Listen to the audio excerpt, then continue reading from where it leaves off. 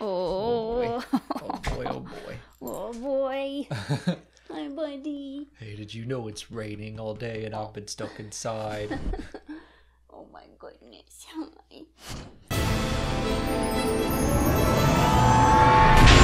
What's up, everyone, and welcome to the weekly Q&A. For our first question, Harrison Edgar wants to know which new Star Wars Visions short we're most intrigued by. I'm really glad someone asked the question because I wanted to talk about it and I'm like, I don't know when we're going to have time otherwise to talk about the Star Wars Visions announcement that came out today when we're recording this on Thursday. And yeah, Visions is one of those projects that I kind of kept forgetting about. And then every time I would remember, I'd be like, oh yeah, that's exciting because Visions Volume 1 was a lot of fun. And Ninth Jedi is probably one of my favorite Star Wars stories from that year. And I'm excited to see what 2023 brings in Volume 2. So I have all of the titles and the studios written down. We have Sith by El Guiri from Spain, Screecher's Reach by Cartoon Saloon from Ireland, In the Stars by Punk Robot from Chile, I Am Your Mother by Aardman Studio, they're the Wallace and Gromit one from Britain, Journey to the Dark Head by Studio Mir in South Korea, The Spy Dancer by Studio La Cachette. I'm going to do my best on some of these names. They're from France. They're intriguing. I want to talk about them. The Bandits of Golak by 88 Pictures in India. The Pit by Dart Steijo and Lucasfilm from Japan. And Ours Song by Triggerfish in South Africa. So just to kind of, obviously we don't know anything about these. I know some of the studios, but not most of them. But I figure based off title alone, what caught your interest? The dancer one kind of caught my interest. Obviously, the Sith, I find intriguing. The I Am Your Mother one sounded kind of cool because that's such a I am your father kind of line, like that. It's a play on that, and I'm excited to see if they're taking a story like that or a scene like that where Vader says that, but flipping it to a female character. Well, I'm going to build off of that because it's Aardman and they do the Wallace and Gromit. That's the studio that's doing I Am Your Mother. Do you think it's going to be a comedy, or will they do a serious version? Will it be stop motion? Will it not? I don't know. Yeah, I don't know, because so this is the only one that I recognize, and even then I didn't know the name off the top of my head, but I know what Wallace and Gromit is. I haven't seen very many of those sketches, but are they just all comedies? Yes, as far as I know. I haven't seen all of them either. But from what I have gathered and what I have seen, it's funny. Well, yeah, I'm always down for comedy in Star Wars. I wonder if it's going to be kind of Robot Chicken vibes, also stop motion, but in that Wallet and Gromit sort of spirit. Wallace and Gromit. What did I say? Wallet and Gromit. Wallet and Gromit. That's the Star Wars version that we're going to get. Wallet and Gromit coming soon. Now I'm picturing Gromit as Grimace from McDonald's, but as a kind of Star Wars character. Yeah. Put a lightsaber in their hand. It would be great. We're already going off the rails. So that one's definitely interesting. And something that I like about the Star Wars Visions volumes is that they can do weird stuff. They can be funny and goofy, and you kind of get free license to do that because it's not canon. And I think fans will be more accepting of a weirder vibe when it comes to these stories. Yeah. The one that jumped out to me, I think, is Screecher's Reach. That's an interesting title. Screecher's I don't know what it Reach. means at all, but it sounds like a location. It sounds like, it sounds like part of the the what's it called? Shoot. The Boonta Eve track where they talk about the sand dune turn or something like that. Canyon Dune Turn. It sounds like a landmark. The Screecher's Reach sounds like it's part of a racetrack or something. Yeah, I like that. That'd be interesting to do a racing story. I hadn't thought of it like that. To me, it sounded more mystical and like a fantasy location where you have to go on a quest to Screecher's Reach. Mm-hmm. Sounds like something you'd hear in D&D. Also, Cartoon Saloon is they're the Ireland studio, and they made Wolfwalkers, which I believe was at least nominated for an Academy Award. I have not seen it. I've seen images from it, and when I saw it today, I was like, oh yeah, I remember when that was out. Our friend Tony, who is very into animation, was raving about it when it was released. Wolfwalkers? Wolfwalkers. It's an Irish folktale, I believe. That sounds like right up Dave Filoni's alley. Oh man, I hope there's a character that's Fave Deloney in this. That would be really fun. Another one that I wanted to get to was The Spy Dancer by Studio La Cachette. I believe they have done work with Tartakovsky, who did the original 2003 Clone Wars microseries. Yeah. I think they worked with him on Primal more recently, but he still keeps that style. So part of me is like, oh, are we just going to do another Clone Wars story? Like, what if they build off of the 2003 microseries somehow?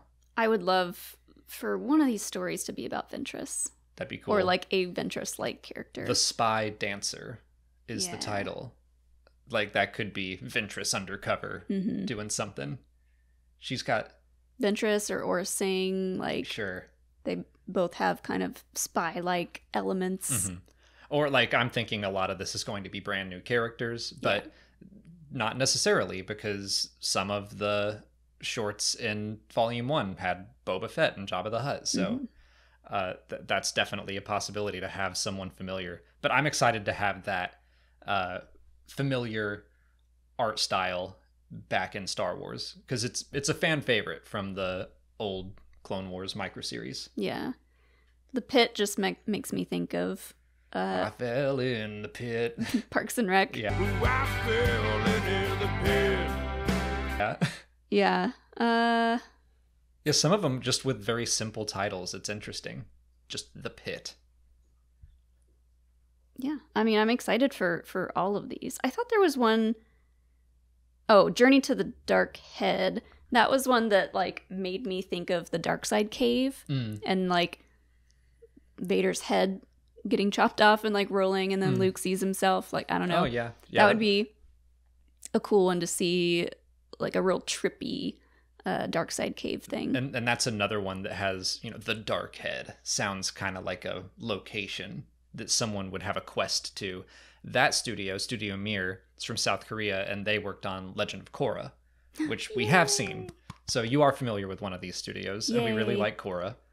And there was some really awesome trippy stuff in Legend of Korra that I loved. And to jump back to The Pit, that's the Japanese, that'll probably be the anime short of the bunch, but it is co-directed by Justin Ridge, who worked on Star Wars Rebels, Resistance, The Clone Wars, and Avatar: The Last Airbender. Yes. So I'm intrigued by that one. It's Dart Shite. Oh man, I wish I could say this. Steijo and Lucasfilm. It's a joint effort on that one. So that's probably the one that Lucasfilm is the most involved in. So that's an interesting thing. I don't think they did that in Star Wars Visions Volume 1. That to me kind of sounds like if we're going to see familiar characters, it might be that one. The Pit is about Maul after he got thrown down into the pit, cut in half. Yeah. And how did he... Spider-Maul. Yeah.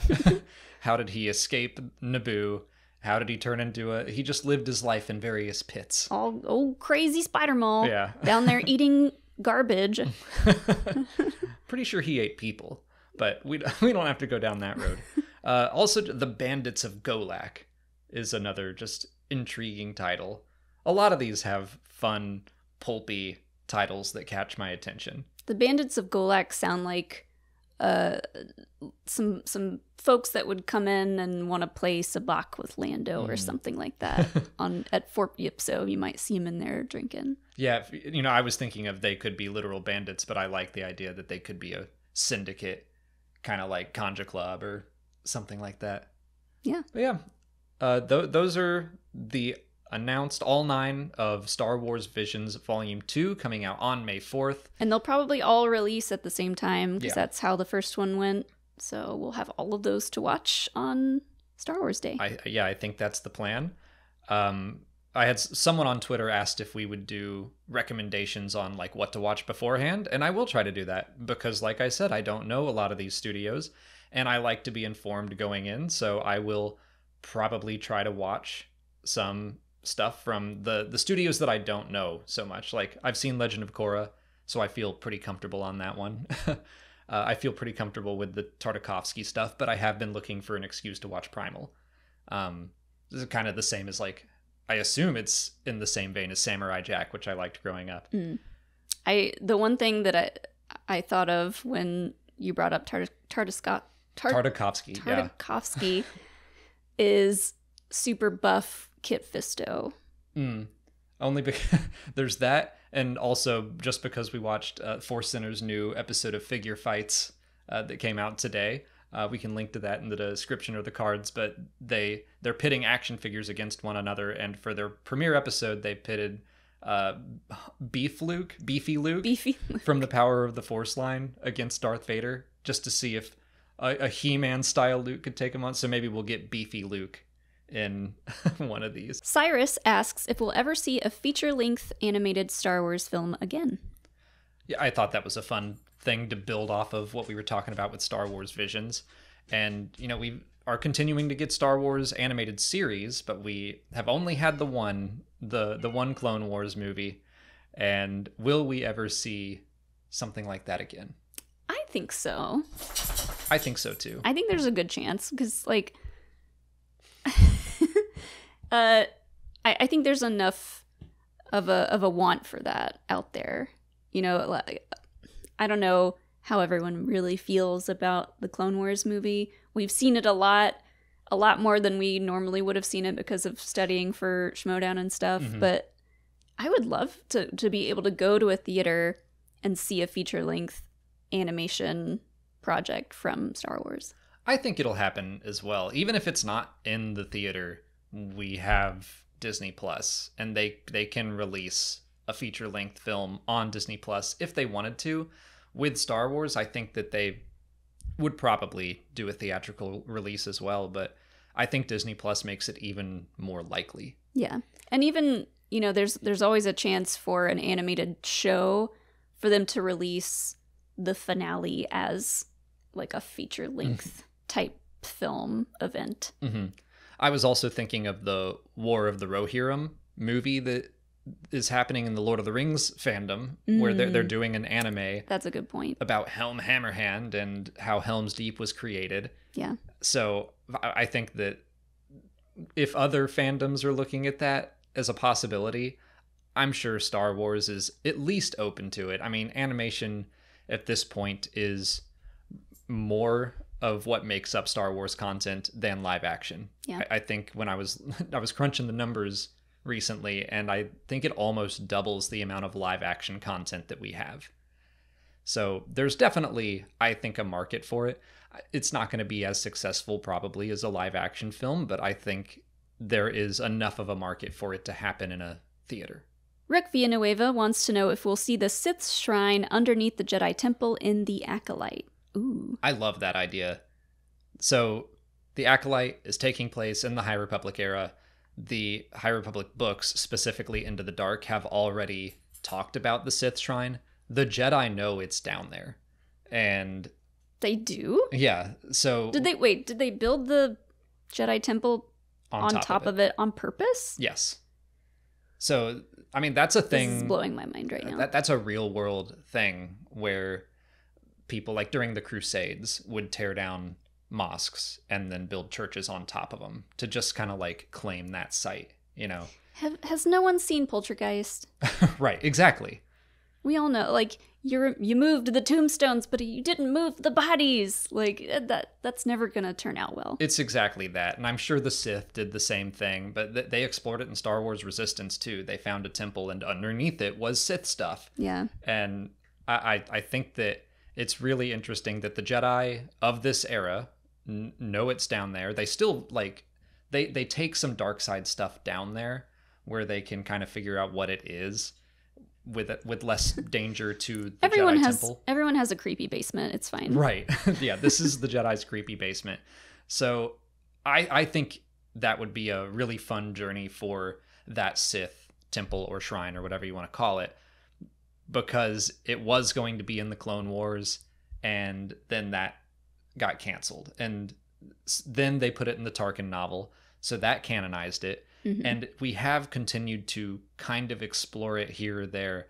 So then for it to come into live action and for a lot of people to learn, like, wait, there's a Sith shrine underneath the Jedi Temple, I think that would be really neat. It's kind of like people know what the ISB is now. Just very casual fans like my parents know the ISB, and I think it would be neat for them to be like, whoa, there's a Sith shrine underneath the Jedi Temple? For how long?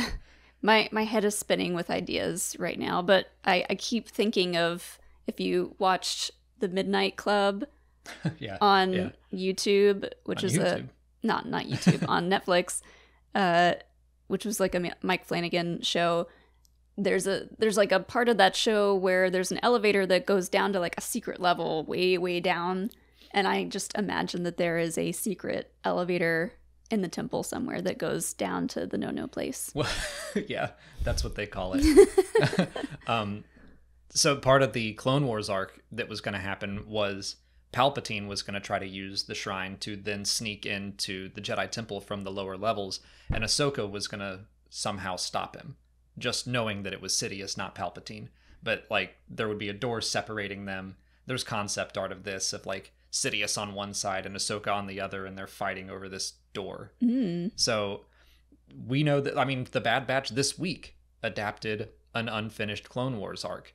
So stories that don't get used in Star Wars very often become recycled and are used somewhere else. So the Acolyte feels like a good place for it, because I think it was Daphne Keane, one of the stars of the show, said something about how the Sith affected the Jedi Order at this time. So how did they do that? I don't know. The Sith Shrine feels like it really could play into that. Do you think there's going to be Sith down there hiding somewhere? No. Like, It's I don't just, think it's just like Sith artifacts and stuff. Yeah, I think it's largely abandoned, but the Sith might go in there and might try to get into the Jedi Temple. Like, they might try to reuse the Sidious ideas from the Clone Wars. Okay. Secret tunnels, secret doors. Secret tunnel. We're just bringing a lot of Avatar stuff back in. Yeah. Now, a word from our sponsor, Babbel. One of the most exciting things about a new year is that you have no idea what adventures are in store for you. From new travel experiences to new jobs or picking up new skills, there's no better way to prepare for 2023 than by learning a new language with Babbel. Babbel is the language learning app that sold more than 10 million subscriptions. Thanks to Babbel's addictively fun and easy, bite-sized language lessons, you can feel confident no matter where the new year takes you. Unfortunately, Shriwook and Huttese aren't options yet, but you can choose from 14 languages, including Spanish, French, Italian, and German. 10-minute lessons created by over 150 language experts are a perfect way to learn on the go, and you can learn several options outside of regular lessons with access to podcasts, games, videos, stories, and even live classes in the language you want to learn. Start having real-life conversations in a new language in as little as 3 weeks. Right now, get up to 55% off your subscription when you go to babbel.com/Star Wars. That's babbel.com/Star Wars for up to 55% off your subscription. Babbel, language for life. Dio Lixon asks if we think the High Republic books and comics are at risk of being overwritten.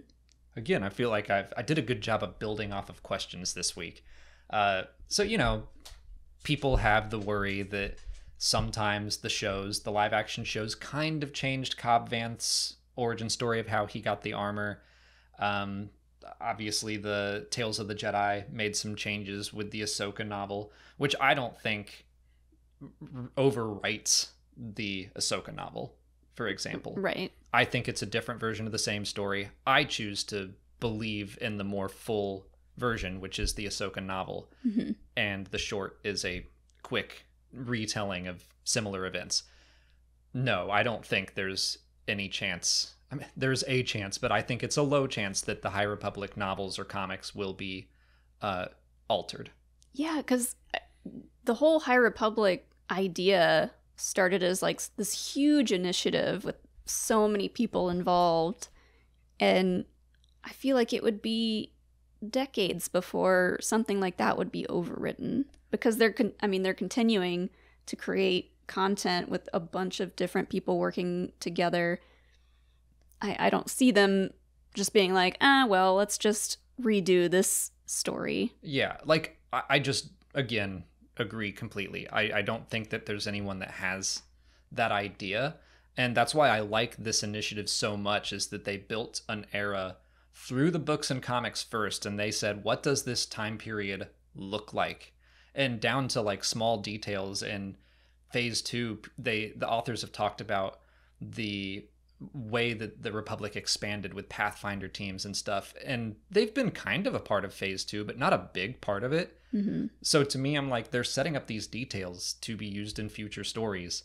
And I don't think the Acolyte is going to even take place during phases 1, 2, or 3. It sounds like it's going to take place well after, but it is going to be a High Republic story with the gold and white robes, and I think it will probably build off of what the books and comics created first. I don't think the Acolyte is going to do anything to change what came before. Yeah, agreed. But there is a chance that they might need to, let's say a familiar character shows up and they need to quickly say who this person is. There might be small details that they change in their, like, just quick summary of who this character was before. I don't know. Like, I'm not going to say it's going to be a 100% perfect lineup, but I think it'll be kind of like Cobb Vanth at the worst, where they changed things a little bit, but I'm like, yeah, he got the armor in a sandcrawler and then went back and liberated his town. Sure. It's mostly the same. It'll be like when people leave comments on our yearly canon timeline, they're like, you left out this one thing, and it's like, we can't cover it all. We're doing the basic overview. Yeah, that, or people always leave the comments that Chewbacca didn't get a medal after the Battle of Yavin. I'm like, yes, he did. Why would I mention it otherwise? He got a medal. And so, like, that's the thing, is most people don't read the books or comics anyway. So that's why these things kind of will get altered and adapted here or there. But I think the High Republic is going to largely feel cohesive because of the way they went about building the era. Let's go ahead and put the video about Chewie's medal somewhere on the screen so that people can go watch it. I'm actually starting to write the canon timeline now. I'm trying to get a jump start on things since March is going to be so busy, and April. And I have in my notes from like last year, should I like really go into detail about Chewie's medal? I think so. Just like spend a minute being like, I promise he got a medal. Here it is in the comic. Yeah. Spider-Man of Earth 1218 wants to know what our most useless piece of Star Wars knowledge is. How much time do we have? I know, right? I believe this is a thing that's been going around on Twitter or something, and I never know how to answer these. First of all, no bit of knowledge is useless. That's true. Like, I don't like to refer to any knowledge that I have as useless. I'm more like, what is the dumbest thing that I know? Where, in every dumb thing I can think of, I'm like, well, I answered a trivia question about that once. Yeah, well, like, trivia aside, because trivia is literally the art of asking questions about useless things that you might know. For some reason, the fact that Max Rebo plays a red ball organ jumped into my mind. Like, the names of instruments, those rarely come up. The clue horn. Right. I can't even remember the other ones from the Jabba's Palace band. I don't remember either. We used to know them all because of the Schmodown, and we're out of practice, but stuff like that. A lot of weapon model numbers. That's the thing, is most of these things are completely trivial and are not really helpful to know outside of trivia competitions. Yeah. It's fun to know. I like knowing all that stuff, but I mean, the one that popped into my head first was the veg meat and polystarch, which are the two ingredients in the portions that we see in Force Awakens. Not useless at all. We did have that trivia question. Yeah. You've been saving it forever. I only know that because I was flipping through the visual guide for the movie, and like I came across that fact and I was like, that's really cool that those things have names. The cool little puffy bread has a name. Yeah. I'm trying to think if there's anything behind the scenes that I know that's useless. And I mean, I think a decent amount probably is. Uh, the fact that I think the Sandcrawler scene, the droid market, was the first scene they shot in Tunisia. There, I know that. Yeah. I don't know if that's useful to anyone at all. Matthew Kelly wants to know if the Bad Batch will ever go on a successful treasure hunt. So they're 0 for 2, as they said after episode 5. I'm gonna guess no. Well, like, not a real treasure hunt. I kind of feel like really, the treasure is the friends they made along the way. Something cheesy like that. I would love if Fee helped the Bad Batch put together like a really good, really juicy treasure hunt for Omega's birthday. Aw, like just a scavenger hunt? Yeah. Aw. I think that would be really fun. That would be really fun. We keep bringing that up. That came up in one of our live streams too, of the idea of the Bad Batch throwing Omega a birthday party. Is such a cute idea. Mm-hmm. Like all of them scrambling. I think I want Crosshair to be back with the team by then. Like fingers crossed that he rejoins them.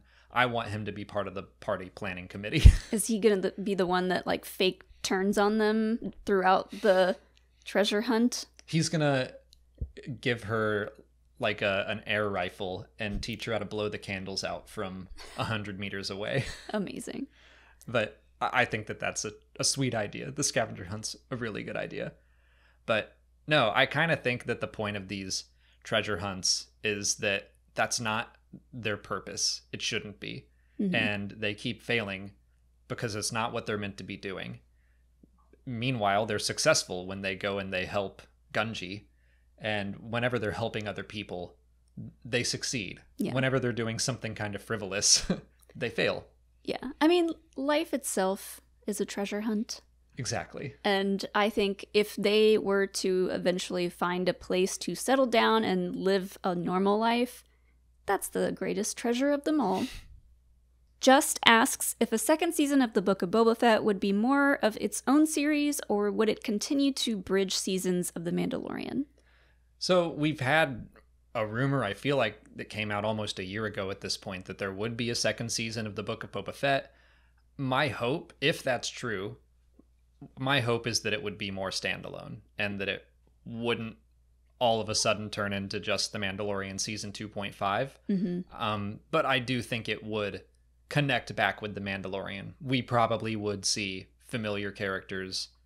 At this point, I kind of think all of these series are bridges to the next thing. Even The Mandalorian season 3, in some ways, I think will bridge to Ahsoka. Yeah.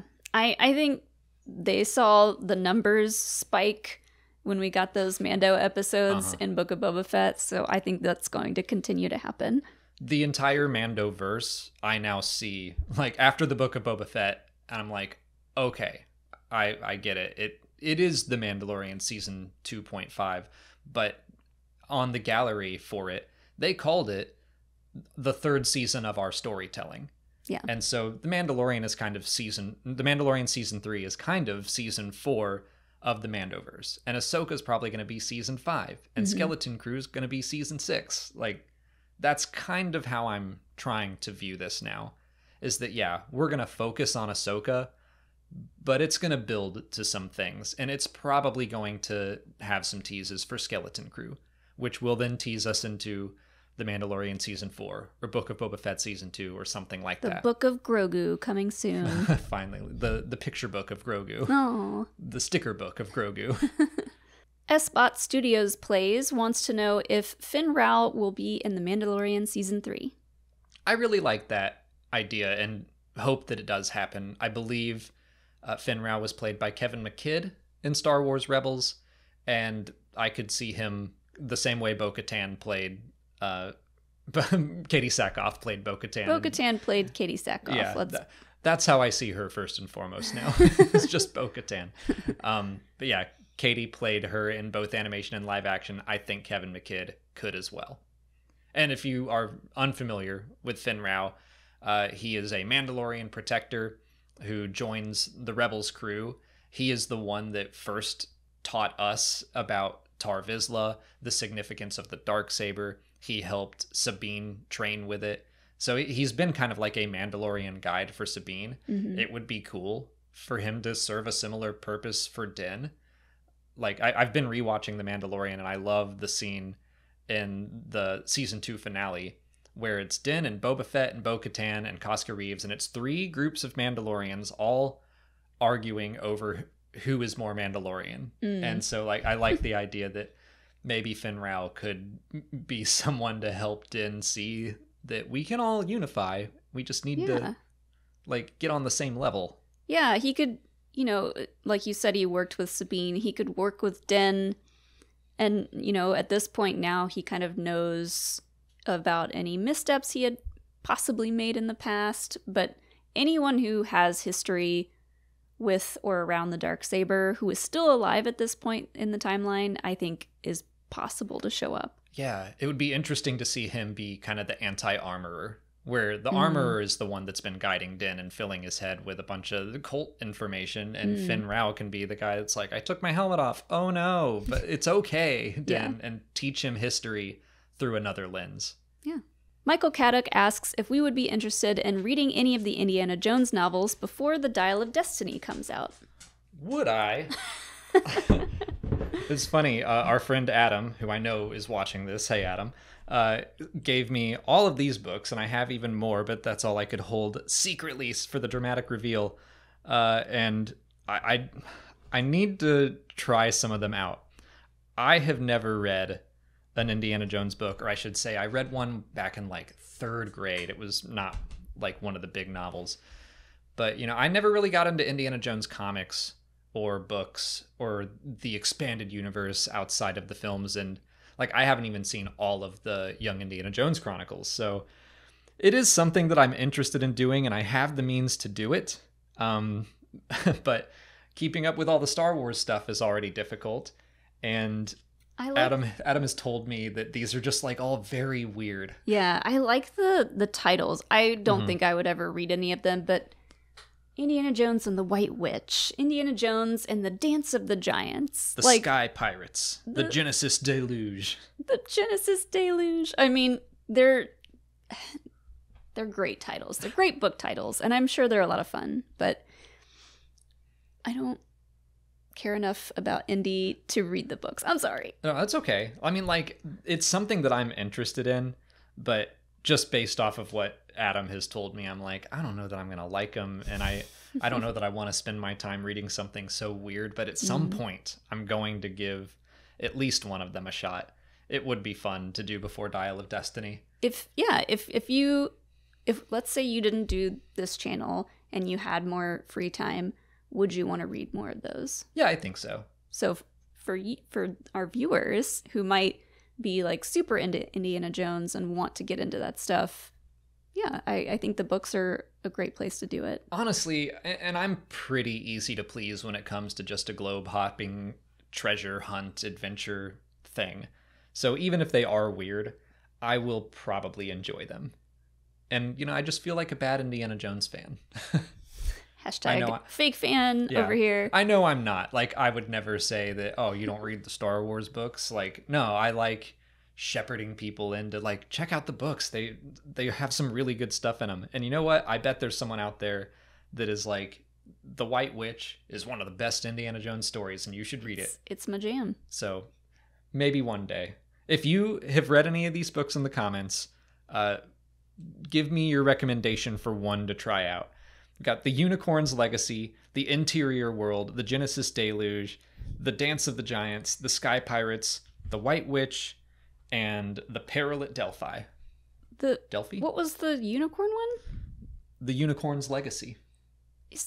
Are there unicorns in the world of Indiana Jones? Well, there maybe used to be. That's why it's a legacy.